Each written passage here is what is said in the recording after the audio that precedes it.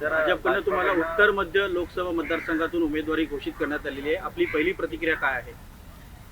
सर्वात प्रथम मी आपल्या देशाचे पंतप्रधान मोदीजी, भाजपचे अध्यक्ष नड्डाजी, महाराष्ट्राचे उपमुख्यमंत्री देवेंद्रजी, त्याचप्रमाणे महाराष्ट्र प्रदेशचे अध्यक्ष बावनकुळेजी, त्याचप्रमाणे मुंबई प्रदेशचे अध्यक्ष आशिषजी, या सर्वांचा मनपूर्वक आभारी आहे.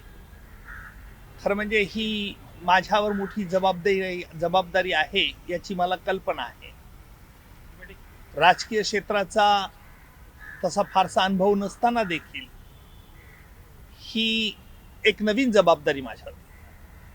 पण ज्या वेळेला मी वकिली व्यवसायाला सुरुवात केली त्यावेळी देखील या मुंबापुरीतच अनेक महत्त्वाचे खटले की जे देशहितासाठी या देशातील सामान्य नागरिकांना एक विश्वास देण्याचं काम मी वकिली माध्यमातून आजपर्यंत करत आलेलो आहे. राजकारण हा माझा प्रांत जरी नसला तरी 2014 पासून मी या देशातील जी काही स्थित्यंतर झालं त्या स्थित्यंतराचा बारकाईने अभ्यास केला आणि माझी खात्री होत चालली की भारताची छबी आंतरराष्ट्रीय प्लॅटफॉर्मवरती जर चांगली नेण्याचं काम जर केलं असेल तर भाजपाचे पंतप्रधान मोदीजी यांनी केलेलं आहे. भारताची एक वेगळी छबी संपूर्ण जगात आज आपण निर्माण करू शकलो. याचं श्रेय निश्चित मोदीजी आणि त्यांच्या सगळ्या सहकाऱ्यांना आहे, यात शंका नाही. परंतु कायदा देखील भारतामधला हा महत्वाचा आहे. सामान्य माणसाच्या दीनदुबळ्यांकरता एक आधार असावा. या दृष्टिकोनातून देशाची सुरक्षितता आणि सार्वभौमत्व हे कसं अबाधित राहील हे लक्षात ठेवूनच मला भाजपमध्ये प्रवेश करावासा वाटला आणि म्हणून आज मी मुंबई मध्य उत्तर याचं प्रतिनिधित्व करण्यास सज्ज झालो. आपल्या माध्यमातून मी एवढीच सगळ्यांना खात्री देईन की या मतदारसंघाचं प्रतिनिधित्व यापूर्वी देखील स्वर्गीय मनोहरजी जोशी यांनी उत्कृष्ट प्रकारे केलेलं आहे. रामदासजी आठवले यांनी केलेलं आहे. तरुण पूनमताई यांनी देखील केलेलं आहे आणि त्यांनी या मतदारसंघाचे अनेक प्रश्न संसदेमध्ये उपस्थित केले होते आणि त्या दृष्टिकोनातून देखील ही एक चांगली परंपरा लोकशाही सुदृढ होण्याकरता त्याचं मी पालन करेल एवढीच ग्वाही देतो. त्यामुळे राजकारणात कशा रीतीने पावलं उचलायची, कशा रीतीने शतन चाल खेळायची या उद्योगात मी अजिबात पडणार नाही. मला ही कल्पना आहे की वर्षाताई या अनुभवी राजकारणी आहेत. माझ्याकडे वागताना बोलताना नेहमीच मी कोर्टात देखील प्रतिस्पर्ध्यांना कधीच कमी लेखलं नाही. परंतु प्रतिस्पर्ध्यांना निश्चितपणे जोखण्याचा मात्र प्रयत्न केलेला आहे आणि हे करत असताना माझ्याकडून कुठली चूक होणार नाही. आज संकष्टी आहे, आज गणपतीचा दिवस आणि म्हणून या गणपतीच्या दिवसात गणपती बाप्पा माझी बुद्धी या दृष्टिकोनातून चांगली आणि अबाधित ठेवो अशी मी परमेश्वराजवळ प्रार्थना करतो आणि पुन्हा एकदा सगळ्यांचा आभार मानतो. तुम्ही प्रसार माध्यमांनी यापूर्वी देखील मला अतिशय चांगल्या रीतीने सहकार्य केलेलं आहे. एक सकारात्मक गोष्ट राजकारणातून देखील करता येते. राजकारणातून समाजहित आणि देशहित देखील जोपासता येतं. हे येणाऱ्या भविष्य काळात मी जनतेला दाखवून देईल एवढा आत्मविश्वास आज व्यक्त करतो.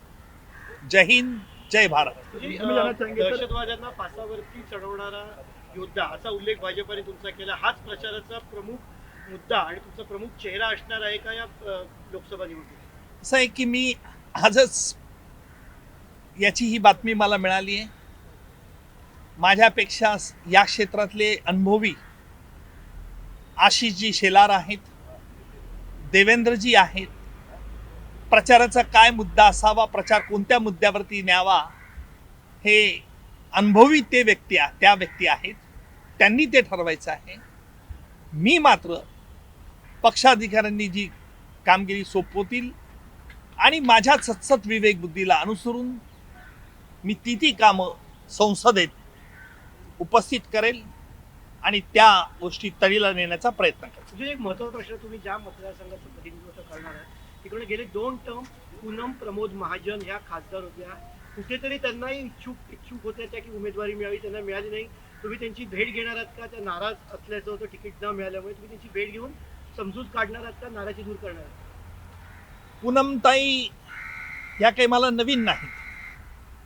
कैलासवासी स्वर्गीय प्रमोदजी महाजन यांचा खटला चालवत असताना पूनमजी ह्या नेहमी मला भेटत असत. एक चोखंदळ अभ्यासू असं त्यांचं व्यक्तिमत्व आहे.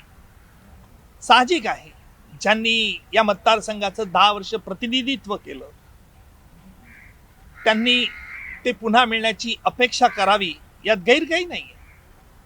त्यामुळे मी निश्चित या मतदारसंघाचे काय ज्वलंत प्रश्न आहेत ते प्रश्न कसे रीतीने सोडवता येईल याकरता त्यांच्याबरोबरही मी चर्चा करेल. आणि माझा मूलतः स्वभाव हा हनुमान जयंतीचा माझा जन्म असल्याने मी कधीही कुणाला कमी लेखत नाही. परंतु एक गोष्ट मात्र निश्चित की सत्याकरता आणि न्यायाकरता झगडणं हे माझ्या रक्तात आहे. त्यामुळे आजपर्यंत संपूर्ण 40-45 वर्षाच्या वकिली व्यवसायामध्ये मी कोणत्याही आरोपीचं प्रतिनिधित्व केलं नाही.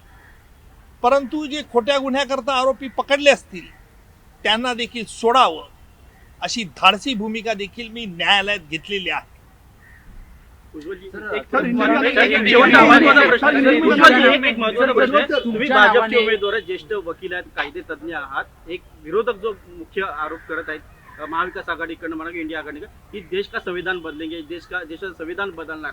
तुम्ही स्वतः कायदे तज्ञ, तुम्ही काय उत्तर देता? असं हे राजकारणामध्ये आरोप केल्यानंतर त्याला कशा रीतीने उत्तर द्यायचं हे राजकारणातील जे आमचे धुरंधर नेते आहेत त्यांच्याशी मी चर्चा करेल आणि त्यातून कायदेशीर सामाजिक अशांतता होणार नाही अशा प्रकारे तो स्टँड मी घेईल याची ग्वाही देतो.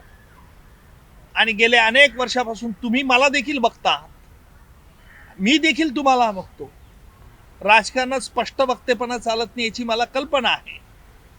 परंतु माझा हा निर्भीड आणि निष्पृह स्वभाव मी कायम जोपासणार आहे हे देखील तुम्हाला थोड्याच अवधीत कळून येईल.